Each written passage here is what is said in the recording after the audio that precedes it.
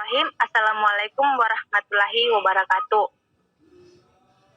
Perkenalkan, nama saya Siti Nurvina dengan stambuk C1A119056, kelas ITPB 2019, Fakultas Pertanian, jurusan Ilmu dan Teknologi Pangan, Universitas Alul-Oleo. Baik, terima kasih atas kesempatan yang telah diberikan kepada saya.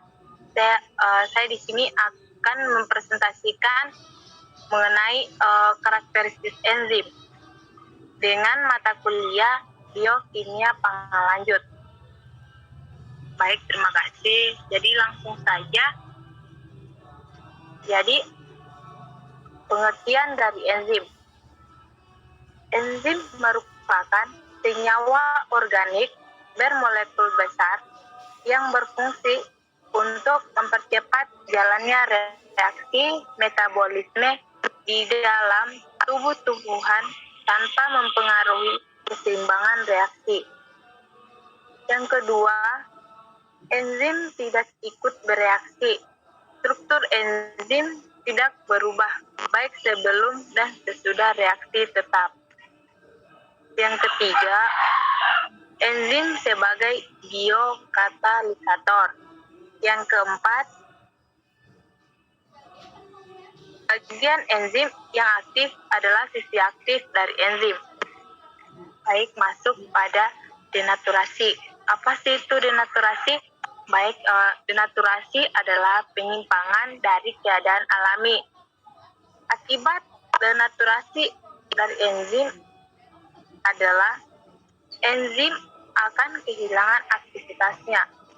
Penyebab dari denaturasi ini, yang pertama itu panas, yang kedua pH lingkungan terlalu asam atau basa, yang ketiga logam berat. Masuk pada properti dari enzim.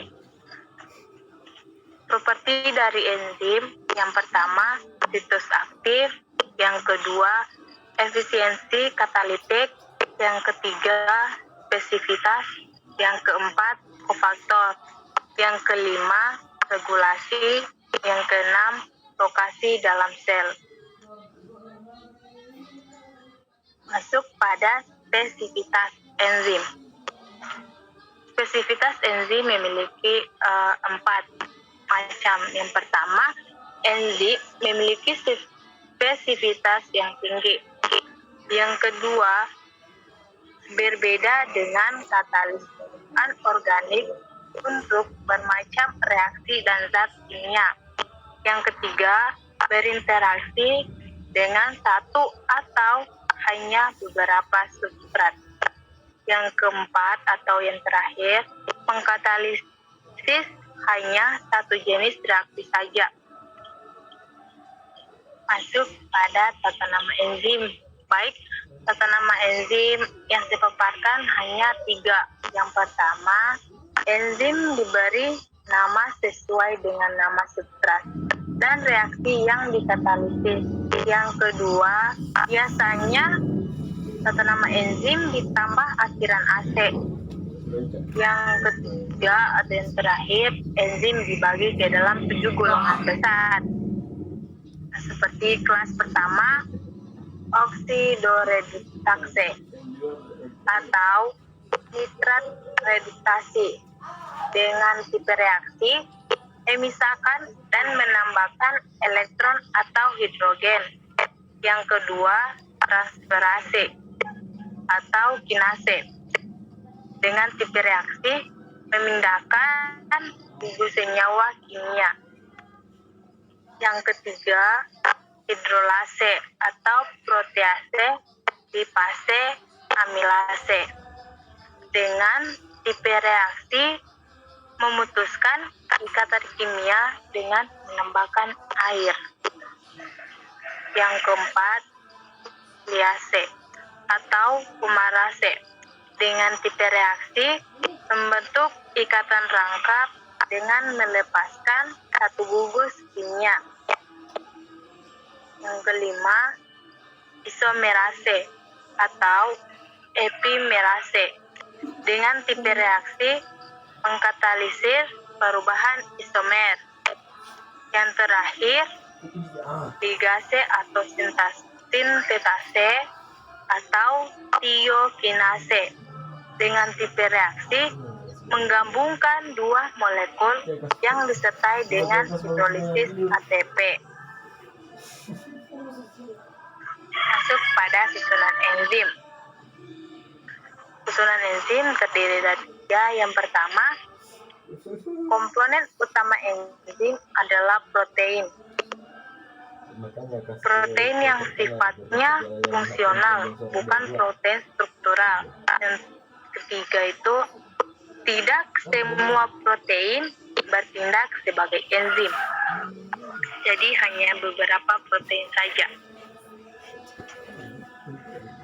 Sifat enzim. Sifat enzim yang saya ambil hanya tiga. Yang pertama, enzim dibentuk dalam protoplasma sel. Yang kedua, enzim beraktivitas di dalam sel tempat sintesisnya atau disebut endoenzim, maupun di tempat yang lain di luar tempat sintesisnya atau disebut eksoenzim. Dan terakhir, sebagian besar enzim bersifat endoenzim. Baik, masuk pada karakterisasi enzim. Karakterisasi enzim yang saya paparkan ada 8. Yang pertama itu, enzim bersifat koloid atau luas permukaan besar, bersifat klorofil. Yang kedua, dapat bereaksi dengan senyawa asam maupun basa, kation maupun anion. Yang ketiga, enzim sangat peka terhadap faktor-faktor yang menyebabkan denaturasi protein, misalnya suhu, pH, dan lain-lain.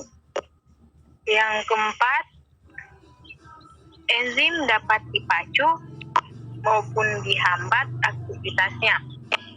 Yang kelima, enzim merupakan biokatalisator yang dalam jumlah sedikit memacu laju reaksi tanpa merubah keseimbangan reaksi. Keenam, enzim tidak ikut terlibat dalam reaksi. Struktur enzim tetap baik sebelum maupun setelah reaksi berlangsung. Ketujuh, enzim bermolekul besar. Kedelapan, enzim bersifat khas atau spesifik. Lanjut, suhu dari enzim, suhu optimum enzim itu adalah 30 derajat Celcius, minimum 0 derajat Celcius, maksimum 40 derajat Celcius.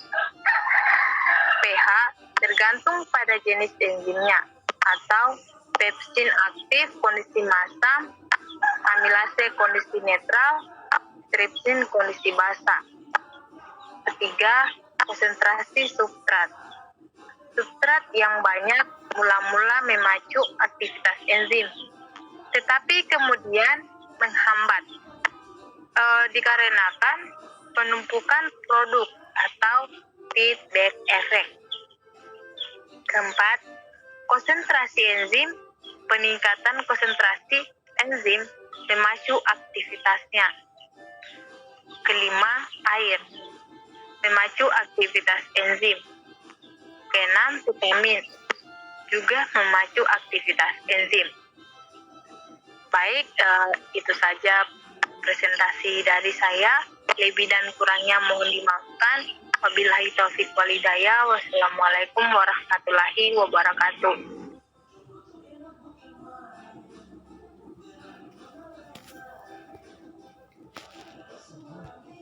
Puspa.